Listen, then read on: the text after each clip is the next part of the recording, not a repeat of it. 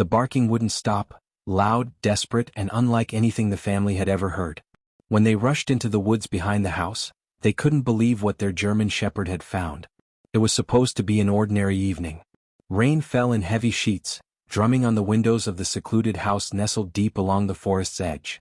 Inside, the Carson family, John, his wife Melissa, and their 10-year-old daughter Emily, sat gathered around the fireplace sipping hot cocoa. Max, their loyal 5-year-old German shepherd, usually lay curled by Emily's feet during storms. But tonight something was different. Without warning, Max bolted upright, ears twitching, nose in the air. Before anyone could react, he dashed to the back door and began barking furiously, loud, sharp bursts filled with urgency. "Max, what is it, boy?" Emily called out, but Max didn't even glance back. He scratched at the door, growling low in his throat. John grabbed a flashlight and slipped on his boots. "Stay here," he told Melissa and Emily. "I'll go check it out." Melissa followed him to the door. "Be careful, John, it's pitch black out there." But by the time he stepped outside, Max had already disappeared into the woods. John followed the fading barks, his flashlight bouncing across the tree trunks, rain soaking his coat. He jogged after the sound, slipping in the mud and trying to keep up with Max's echoing cries. After nearly 5 minutes, the barking stopped. Then came a low whimper. John froze. He crept forward slowly, his flashlight scanning the underbrush. And then he saw them. There, huddled beneath a fallen log, was a small, shivering figure, brown, soaking wet, and barely breathing. Max stood beside it, nudging it gently with his nose. The creature blinked slowly, its tiny body trembling. It was a bear cub. No bigger than a puppy, its fur matted and its eyes dull with exhaustion. There was no sign of its mother, no tracks, no sounds, nothing but the storm and this fragile life struggling to survive. John dropped to his knees. "Oh my God." He took off his jacket and gently wrapped the cub, surprised by how cold its body felt. Max stood protectively, as if daring the storm to come any closer. The bear didn't resist, it simply leaned into the warmth, making a faint sound like a sob. By the time they returned to the house, Emily and Melissa were already waiting with towels and blankets. Melissa gasped when she saw what John was carrying. "A bear?" "It's just a cub," John said, voice tight. "He's freezing to death. I couldn't leave him." They laid the cub by the fireplace and began drying him carefully.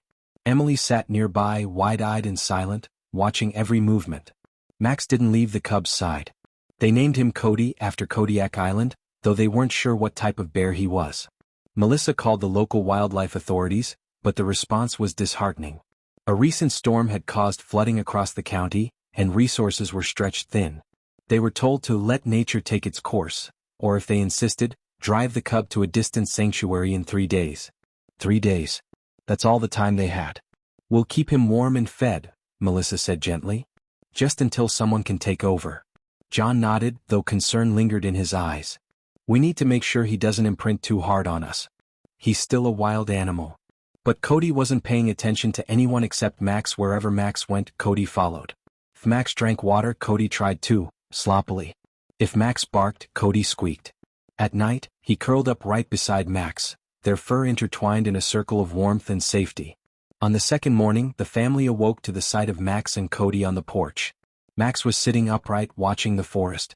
Cody mimicked him, head high, chest puffed out as if guarding the home too. Emily laughed.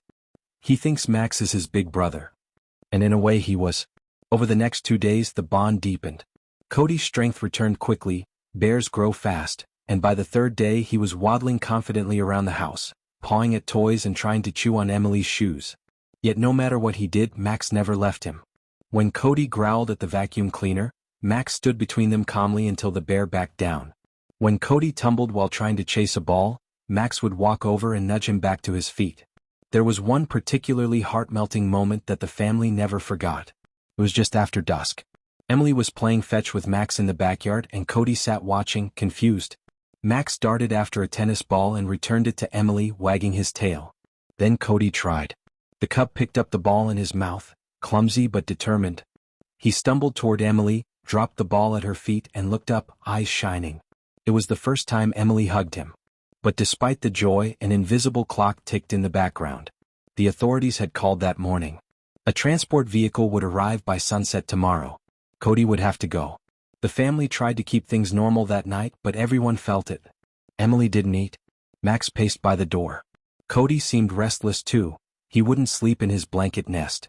Instead, he curled up on Max's bed, his little paw resting on Max's chest.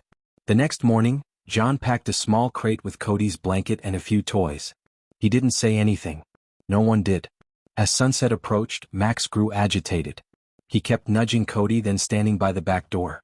Cody growled softly, confused, anxious. The bond between them was more than affection. It was something ancient, something rooted in survival. The sound of tires crunching on gravel broke the silence. The wildlife transport truck pulled into the driveway. Melissa opened the front door. Max bolted. Before anyone could stop him, he leapt between Cody and the waiting crate, tail up, teeth bared, but not in aggression. His body trembled. His message was clear.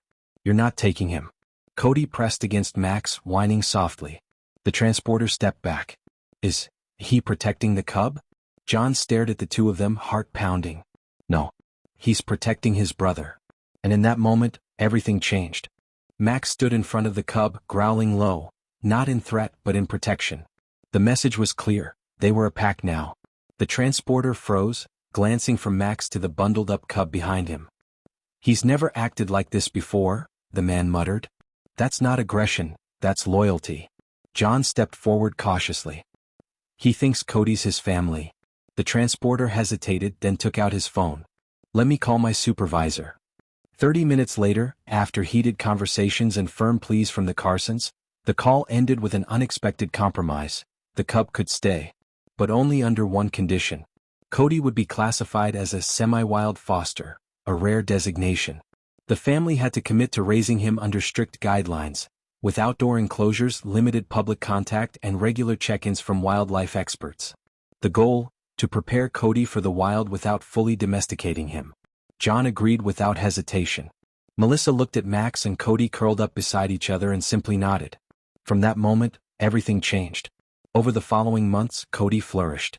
He doubled in size, then tripled. His paws grew comically large, ears twitching at every sound in the forest. His coat turned darker and glossier with each passing week. Yet despite all the signs of his growing wildness, Cody never stopped doing one thing: copying Max. If Max barked at the mailman, Cody stood beside him, huffing loudly with puffed cheeks. If Max chased a thrown stick, Cody galloped clumsily after it too, often barreling through bushes and sometimes trees to get there first. If Max paced the fence line at night, nose up, alert, Cody paced too, his gait slower, heavier, but just as serious. Emily started calling them the twins.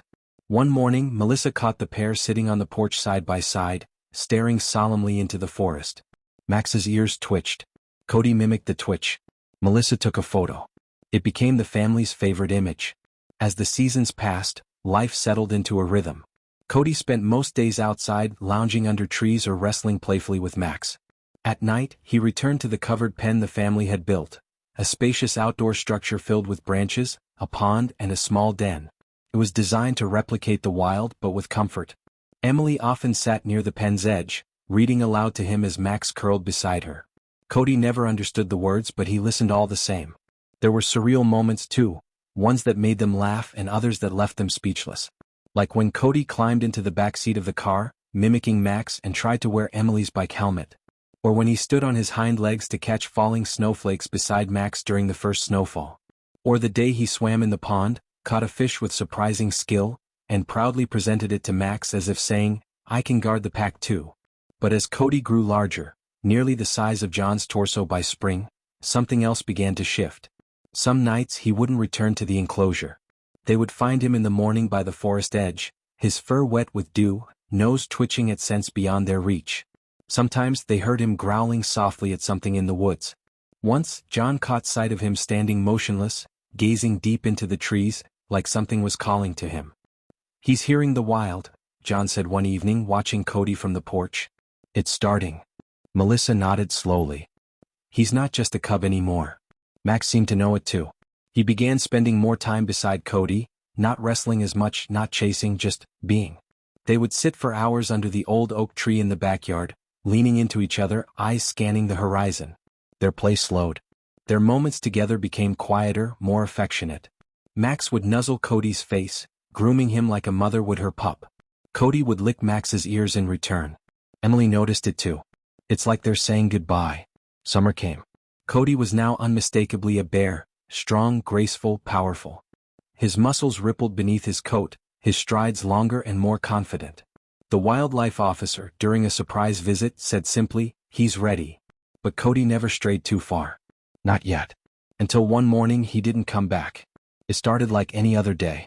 Max had barked once at dawn, standing at the edge of the yard. Emily called for Cody. No answer. Not unusual, he often stayed out late. By afternoon Max grew restless. He walked the tree line again and again, nose low, tail still. When John and Melissa searched the nearby woods, there were no paw prints. No broken branches. No scent trail. It was like Cody had vanished into thin air. Max refused to leave the edge of the forest. That night he lay on the grass facing the woods. The next night too. And the next. Rain fell and he stayed. Days passed. Then weeks. Cody didn't return. The enclosure sat empty. Emily stopped reading aloud. Melissa quietly packed away Cody's toys. The photo of Max and Cody still sat on the mantel, two silhouettes against the trees. Seasons changed. Years passed. Max grew slower.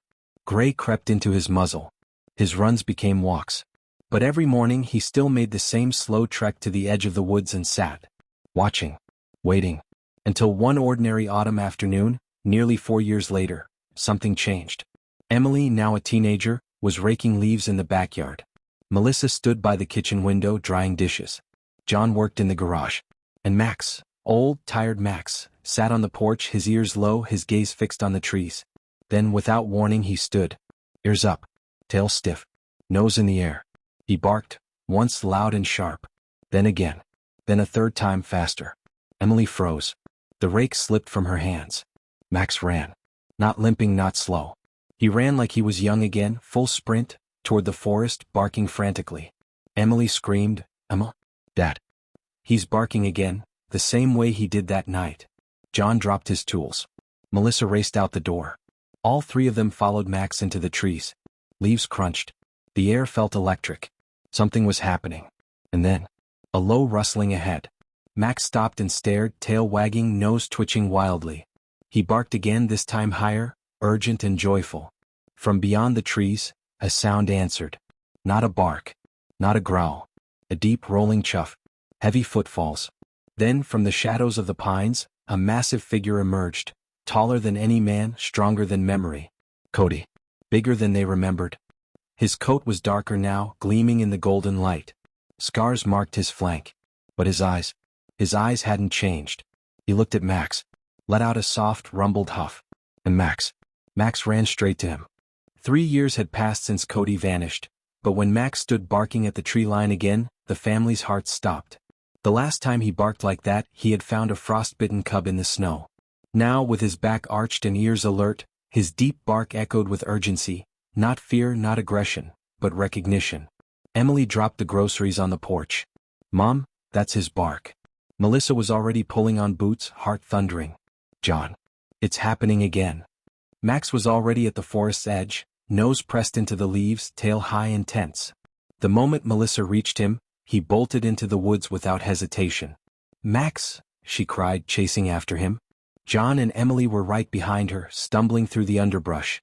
The forest, now in the early clutch of autumn, was thick with orange light and silence, until they saw the signs. Branches, freshly torn. Thick claw marks on a tree trunk. Matted fur caught on bark. And then, Emily knelt by a bush and gasped. Clutched in her hands, a torn, faded scrap of Max's old flannel blanket, the one Cody used to drag around as a cub. Still faintly carrying Max's scent. No mistaking it. Cody had returned. But they didn't see him again that day. Or the next. In the days that followed, strange things started happening around the property. The chicken coop, typically the target of every fox and raccoon for miles, remained untouched. But the bowls of food left outside for Max? Cleaned out each night. Not a crumb remained.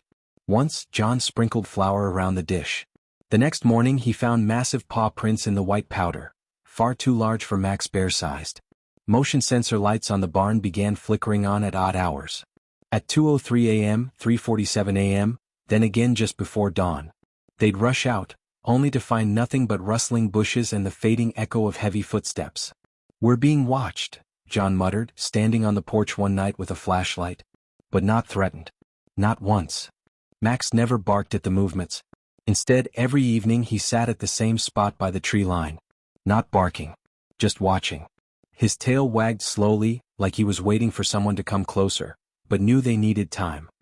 "He's out there," Melissa whispered. "He's just deciding." Then one rainy night, Max didn't come in. They searched the yard, the woods, called his name again and again. No sound. No tracks. Just the endless fall of cold rain against the leaves. Emily stayed up the whole night, sitting on the porch in her raincoat, eyes red and wide. At dawn, John found what looked like paw prints leading into the forest. Max's paw prints. Alone. "Something's not right," Melissa said. "He wouldn't just disappear like this." They ventured into the woods, following the trail deeper than they had in years. The trees closed in above them, fog lingering like breath held too long. Then, in a small clearing beneath a thicket of pines, they found them. Max lying curled on the wet earth, head raised, tail wagging gently. And pressed against his side, a massive bear. Cody. There was no mistaking him. His shoulders were broader than John's entire frame. His coat was thick and ragged in places, with scars across one leg, a chunk missing from one ear. Time and wild living had shaped him into a true forest guardian, but his eyes, those deep amber eyes, were the same. He looked up when the family approached, huffed once, and lowered his head again beside Max's. No aggression. No fear. Just calm. Melissa took a slow step forward, tears already welling. "Cody?" Cody blinked. Emily moved next, hands trembling. He came back.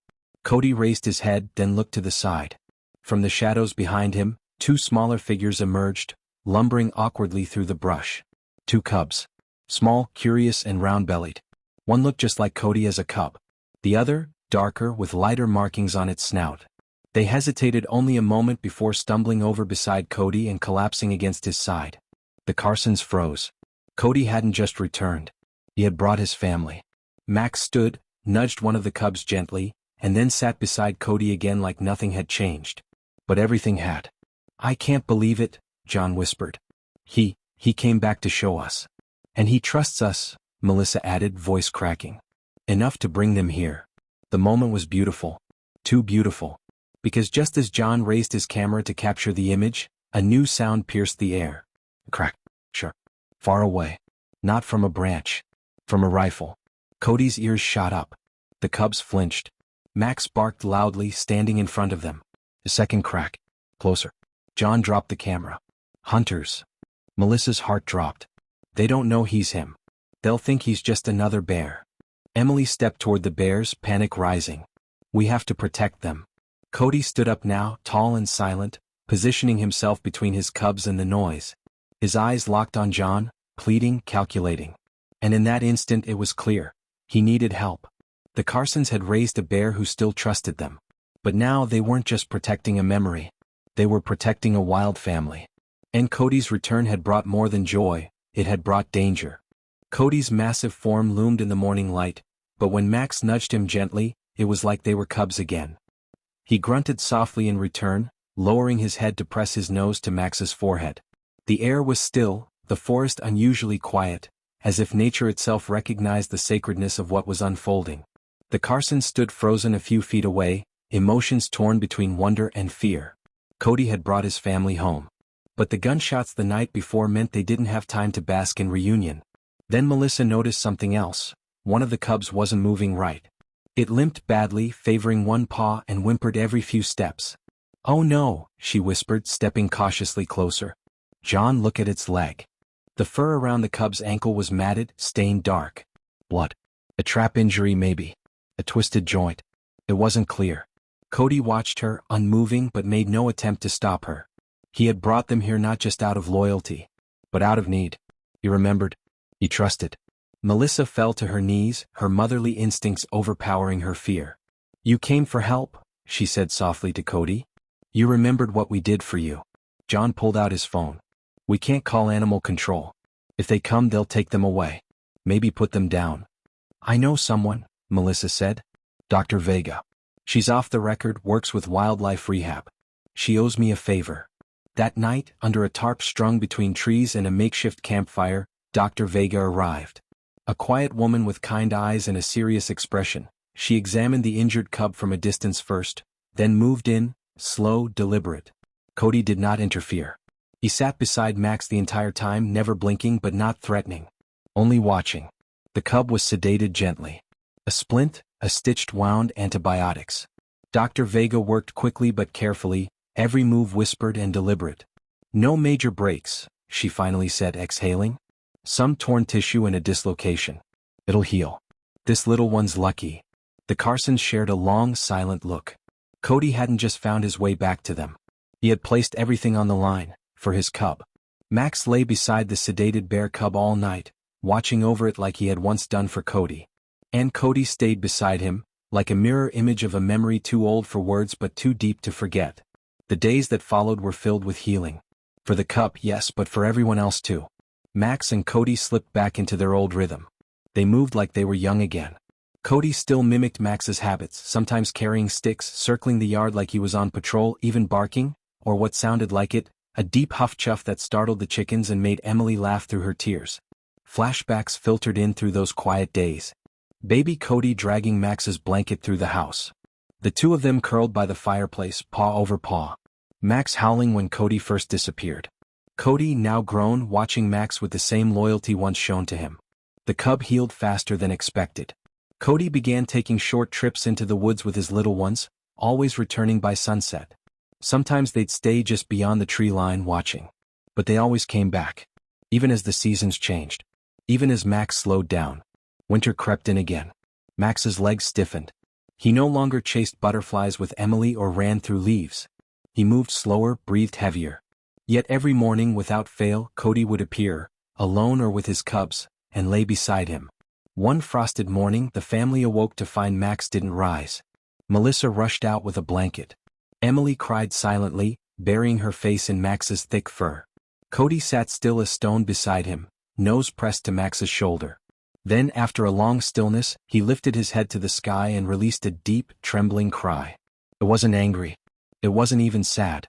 It was reverent. A song of goodbye. Max passed in peace, surrounded by the family who raised him, and the wild friend who never forgot. Cody remained for hours after they buried Max beneath the oak near the yard. He rested one massive paw on the freshly turned soil before retreating slowly into the forest.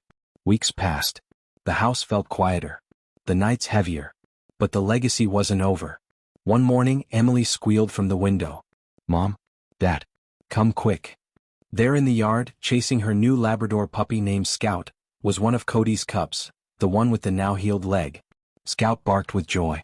The cub bounded after him like a goofy sibling. They rolled, they pounced, they shared a stick like old friends. From the forest's edge, Cody stood, watching silently. Behind him, a second cub waited. Cody looked older now. Wiser. Maybe even tired. But still strong. Still loyal. He huffed once. A sound not of threat, but of farewell. Then slowly he turned and vanished into the trees. Scout and the cub played until dusk. The yard felt alive again. Different, but not broken. Final line. A bond once formed between a baby bear and a German shepherd had rippled across generations, reminding everyone what loyalty truly means.